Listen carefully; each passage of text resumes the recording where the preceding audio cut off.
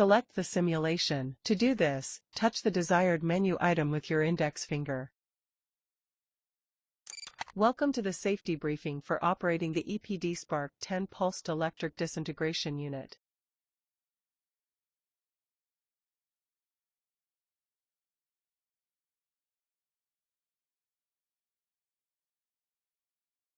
Only personnel who have completed training and received instructions are authorized to operate this equipment.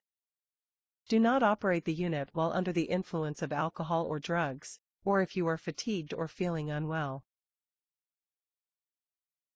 Inspect the workspace.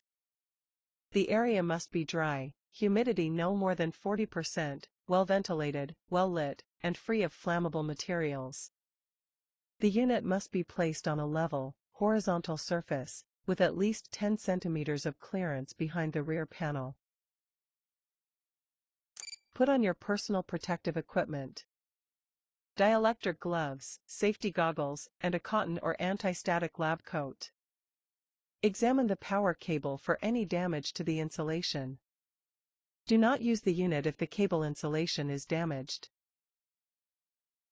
Verify that the grounding terminal on the rear panel is connected to a dedicated grounding circuit and that the connection is securely tightened.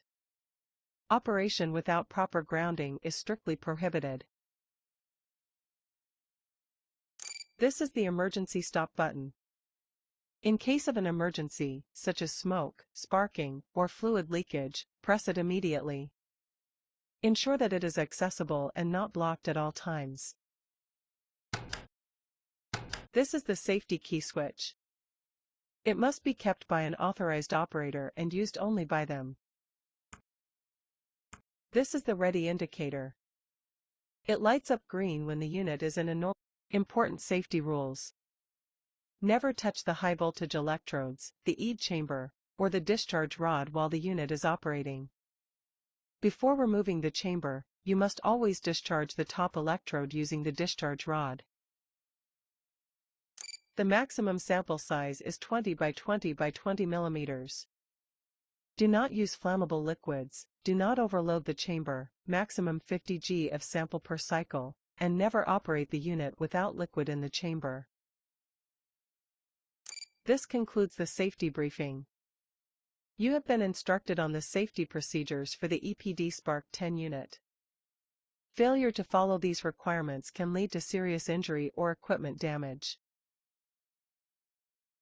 By clicking the Confirm button, you acknowledge that you have received these instructions and agree to follow them. You accept responsibility for complying with all safety rules and understand the risks associated with working on high-voltage equipment. Welcome to the EPD Spark-10 operational training simulation.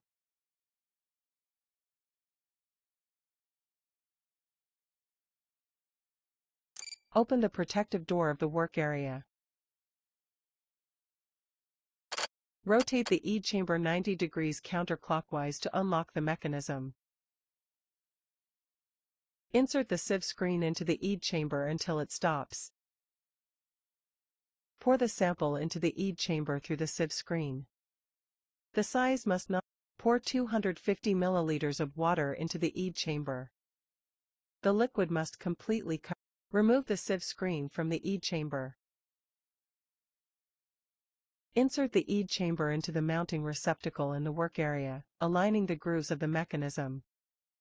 Rotate the EPD chamber 90 degrees clockwise until it clicks into place.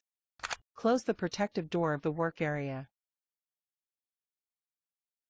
Press the main power button on the unit's control panel. Insert the safety key switch and turn it clockwise to the on position. Press the lift up button.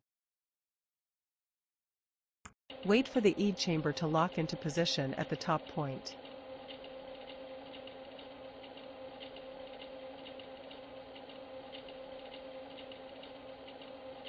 On the high-voltage power supply's front panel, press its power button. The LED screen should light up.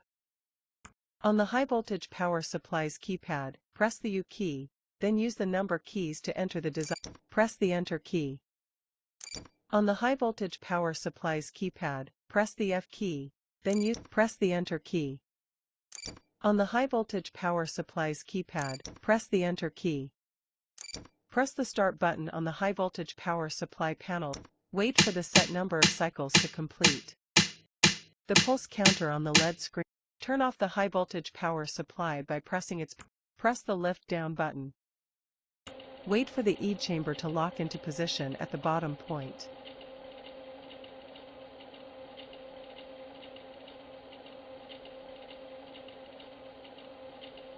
Open the protective door of the work area. Take the discharge rod and touch the top electrode, located above the chamber, to discharge any residual voltage. Rotate the EPD chamber 90 degrees counterclockwise to unlock the mechanism. Pour the processed material along with the water into a collection container. Close the protective door of the work area. Turn off the main unit by pressing its power button. Remove the safety key switch. The procedure is complete. The unit is now de-energized.